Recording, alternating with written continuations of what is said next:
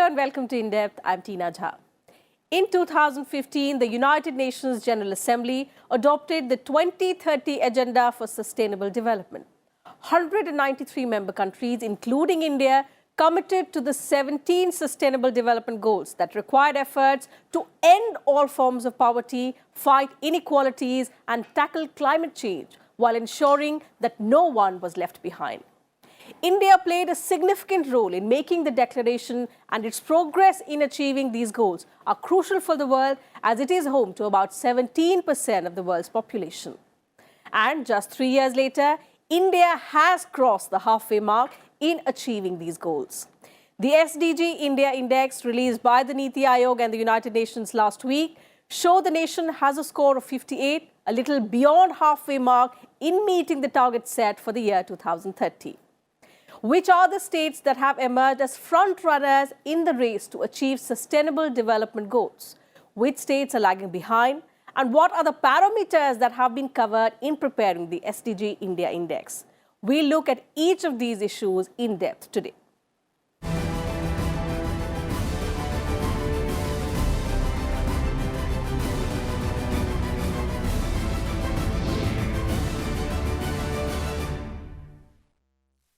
The SDG Index aims to promote healthy competition among states and union territories by evaluating their progress in social, economic and environmental terms, which will help India achieve the UN Sustainable Development Goals by 2030. Based on their performance across 13 of the 17 identified SDGs, states and union territories were given scores ranging from 0 to 100. India is on the fast track to achieving its sustainable development goals, with every state working hard to fulfill the goals needed to achieve this target. Himachal Pradesh, Kerala and Tamil Nadu have emerged as the top performing states in the country with a score of 69 on the SDG India Index released by the NITI Aayog and the United Nations. The index evaluated progress of the states in social, economic and environmental terms. We've created a SDG India Index. And this will tell you where the states are in all the SDG indices. All the Sustainable Development Goal indices will tell you where the states are. And our objective is that we should create a sense of competition among the states on all SDG indices. And we should put the change as it takes place on a real-time basis. On zero hunger parameters, Goa, Kerala, Manipur, Mizoram and Nagaland were the top performers. Among the union territories, Chandigarh took the lead with 68 points because of its exemplary performance in providing clean water and sanitation to people. According to the SDG India Index, the nation as a whole has a score of 58. With this, the country has managed to cross the halfway mark in meeting the Sustainable Development Goals. So the aim of this report is to actually provide a tool to policymakers, to policy implementers in the states and UTs so that they know in which goal they are performing, whether they are performing well or whether they are very far from the SDG target, and also to spur competition among states and union territories so that they learn from the best practices of each other, because these SDG targets have to be achieved by the year 2030. So what is the relative preparedness and what is the relative performance of various states? This is actually a mirror for each one of us. With this report, India has also become the first country to present a report measuring SDG goals at a sub-national level. I have not yet seen any country around the world launch an index that is based on that level of methodological soundness and actual official data, as India has done. So if indeed you are the first, congratulations, India. The SDG India Index is a comprehensive index to measure progress of states and union territories through a single measurable index. The index took into account 13 out of 17 goals specified by the United Nations, including healthcare, gender equality, clean energy, infrastructure, education and peace.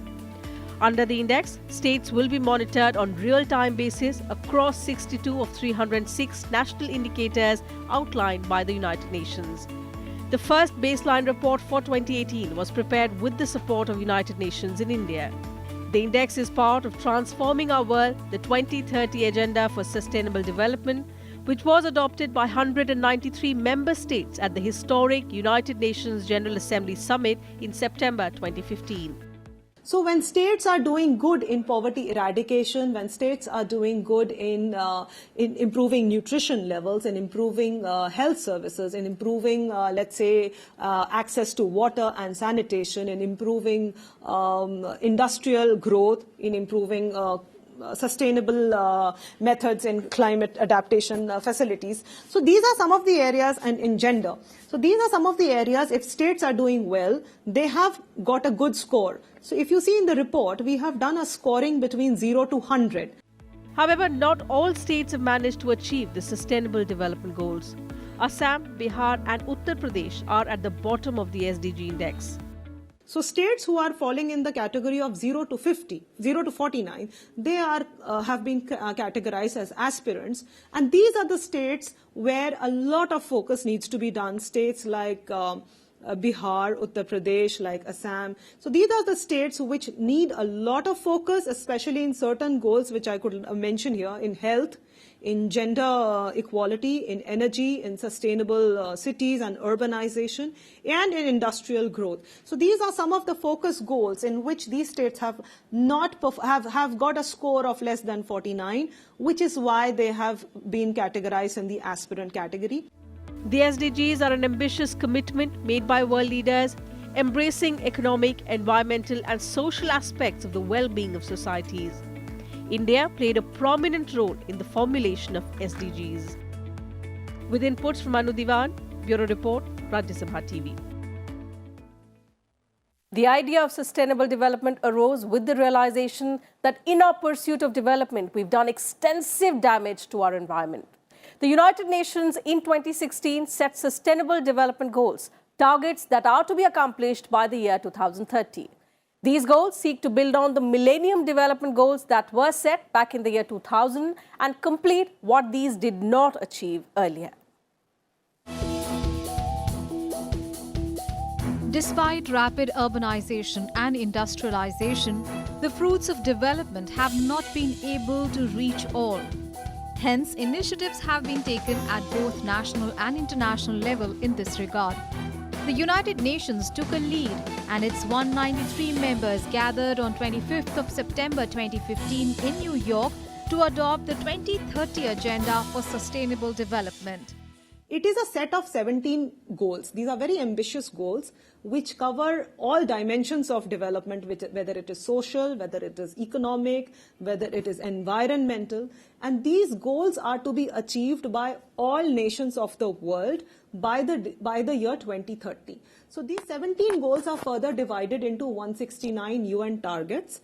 And India also, every country such as India also has a set of indicators, because finally all targets are to be measured by indicators. So we have a set of indicators by which we are trying to measure these goals and also achieve performance in these UN targets. The 2030 Agenda also says that sustainable development and tackling climate change goes hand in hand. It says to ensure people don't go hungry, there is a need to protect the food systems. To ensure sustainable cities, there is the need to protect them from storms or floods. Thus, action on climate change is necessary for sustainable development. As part of Sustainable Development Agenda, countries adopted a set of goals to end poverty, protect the planet, and ensure prosperity for all. Each goal has specific targets to be achieved over the next 15 years. These are no poverty, zero hunger, good health and well-being for people, quality education, gender equality, clean water and sanitation, affordable and clean energy, decent work and economic growth, industry, innovation and infrastructure growth, reduced inequalities, sustainable cities and communities, responsible consumption and production, that is using eco-friendly production methods and reducing the amount of waste, action on climate change, conserving our oceans, seas and marine resources, protect territorial ecosystems, forests, ensuring peace, justice and strong institutions, partnerships for achieving goals. However, governments need to work proactively in order to achieve these targets. So, when our Honourable Prime Minister had given our commitment to this entire resolution, he had said that the SDGs are mirrored in our national development agenda. When he gave the clarion call of Sabka Vikas, Sabka Saath, Sabka Vikas, it automatically implies the essence of the SDGs, which is no one left behind. So, all the goals are equally important for us, and this can be achieved only by an active, active cooperation and active work by the states and union territories. Because finally, the benefits, the services and the outcomes have to be measured at the state level and below the state level. The Sustainable Development Goals replace the Millennium Development Goals, which in September 2000 rallied the world around a common 15-year agenda to tackle the indignity of poverty. However, the Sustainable Development Goals go far beyond the Millennium Development Goals in scope.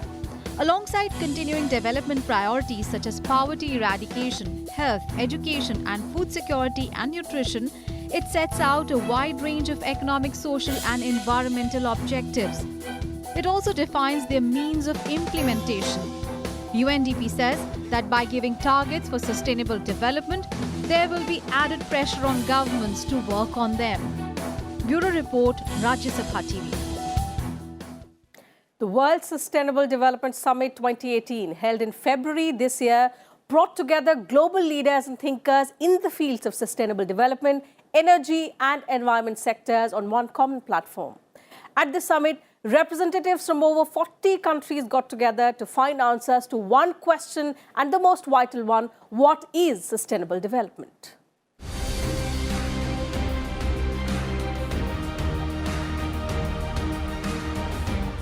Increasing population, expanding cities, disappearing forests, and shrinking natural habitats. The last few decades have seen the emergence of a debate over development that is also sustainable.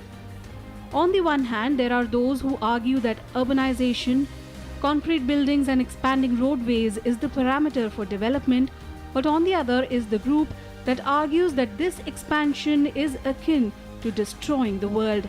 Sustainable development is the balancing act between these two thought processes.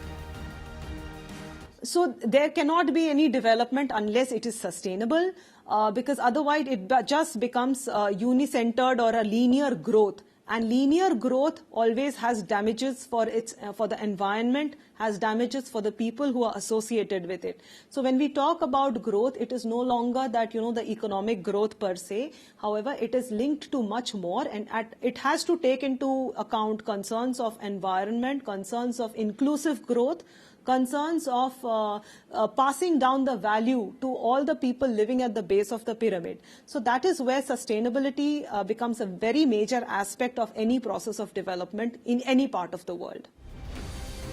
Sustainable development essentially means that the needs of the future generations are not sacrificed at the altar of mankind's current ones.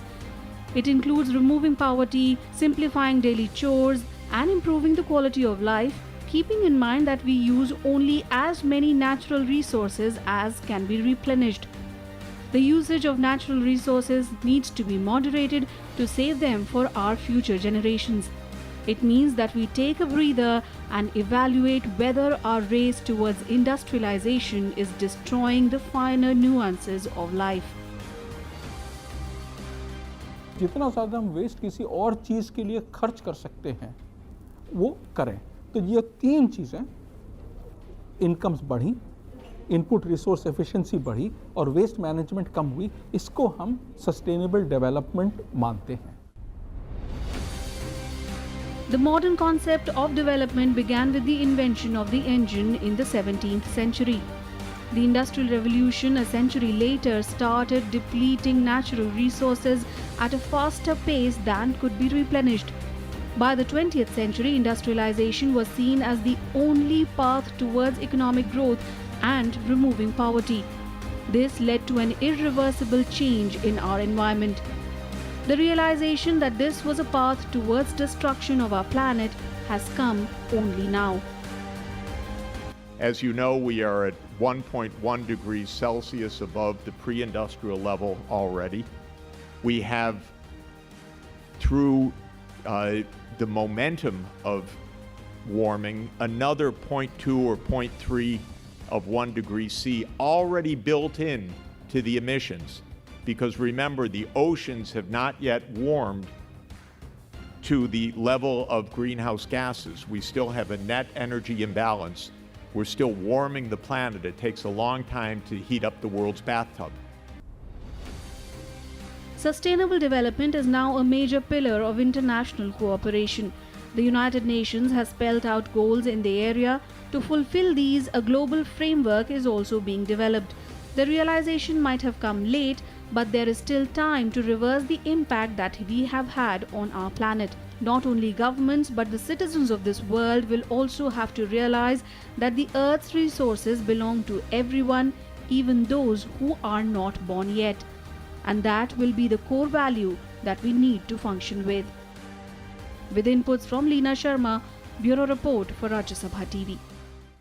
And time for a short break on the program. We'll be right back.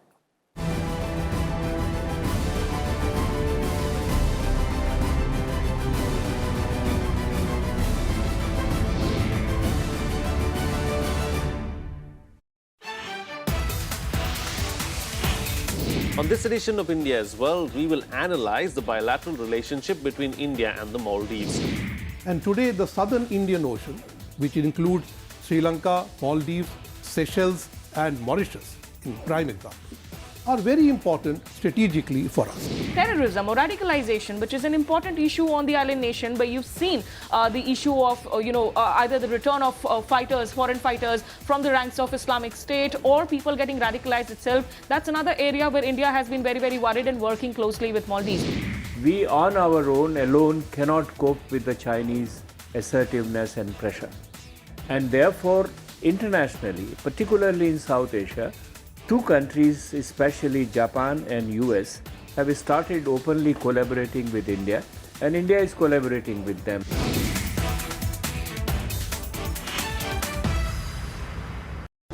Watch The Big Picture with me, Vishal Dahiya, at 9:30 p.m. on Rajya Sabha TV.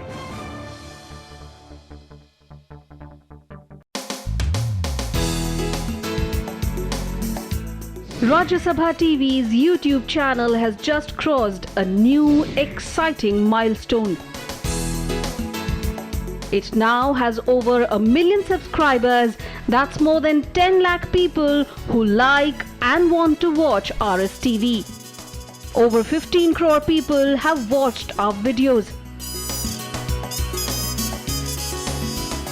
Our online viewers are also engaging with us more actively on YouTube. More and more people like, share and comment on our videos. We thank you, our growing tribe of RSTV viewers. We will strive every day to bring you more exciting and engaging content. So stay tuned to Rajya Sabha TV.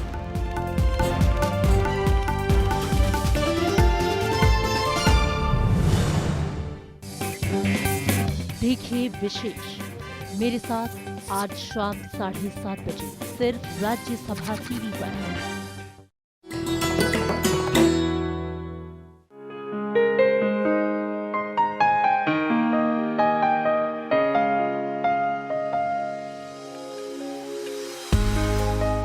The prolific British poet and story writer Joseph Rudyard Kipling, one of the first masters of short stories in English.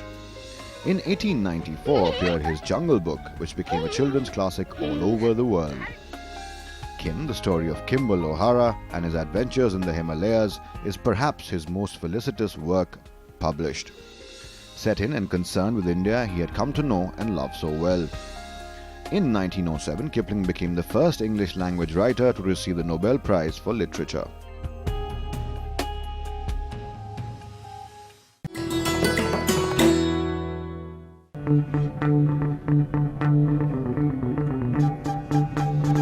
Art arisen from a multi-hued cultural canvas.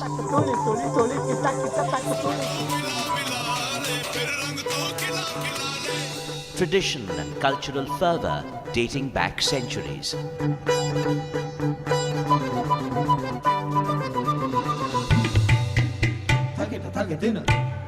And encircling them all, there's a magic that awes. Embrace your nation's brilliant human warmth.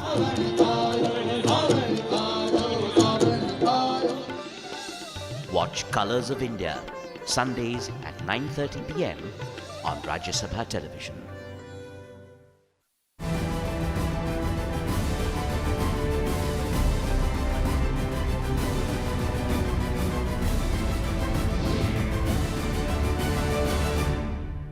Welcome back. You're watching In Depth. 3 years ago, governments of 193 countries agreed on an ambitious agenda to transform the world by the year 2030, adopting the Sustainable Development Goals that aim to ensure no one is left behind and everyone benefits from development efforts. Agenda 2030 is unprecedented in scope as well as significance, and India is leaving no stone unturned in realizing its commitment to these goals. Having played an important role in shaping the Sustainable Development Goals, it is not surprise that India's own national development goals are reflected in them. In order to fulfill the SDG agenda, the government launched many programs focused on eliminating poverty, gender inequality, climate change, and resource mobilization for SDGs. There is no time to lose in implementing the programs, for India's natural ecosystems are under stress. 10% of its wildlife is threatened with extinction. Agricultural biodiversity has declined over 90% in many regions. Over half the available water bodies are polluted beyond drinking and often beyond even agricultural use. 2/3 of the land is degraded to suboptimal productivity. Air pollution in several cities is amongst the world's worst. Modern wastes, including electronic and chemical waste, are being produced at rates far exceeding our capacity to recycle or manage. UN member states adopted the 2030 Agenda for Sustainable Development, which includes 17 Sustainable Development Goals to end poverty, fight inequality and injustice, and tackle climate change by 2030. The government has reiterated its commitment to realize the Sustainable Development Goals.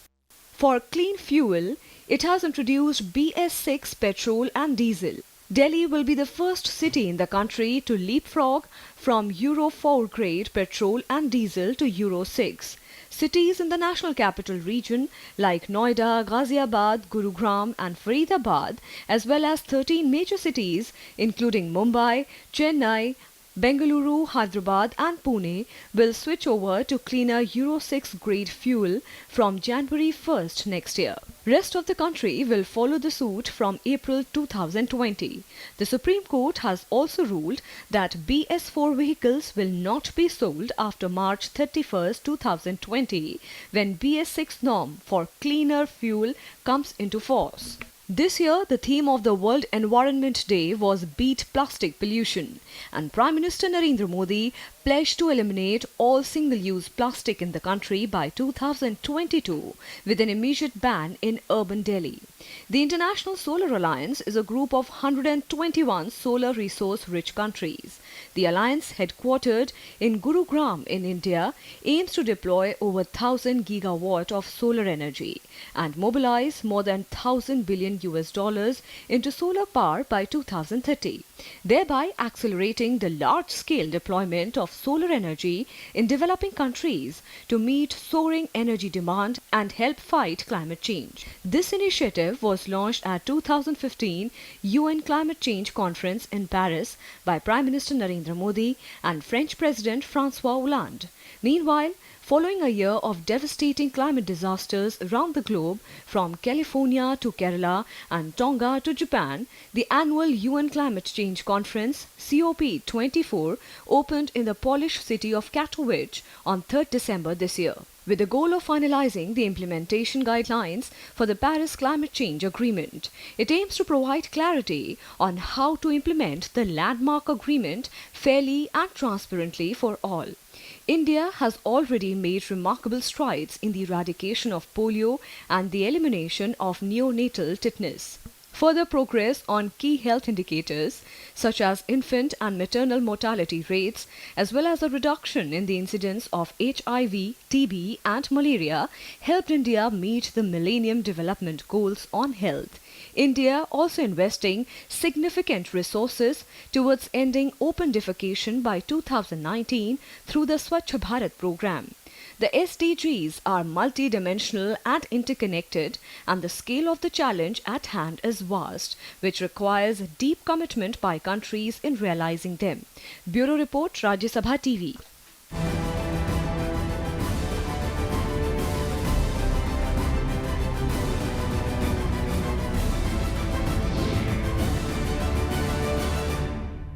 And that's it from us in today's edition of In Depth. We'll be back same time tomorrow with a focus on some other subject. You can also watch our episodes online on YouTube and Twitter and get back to us with your feedback and suggestions. Thanks very much for your time.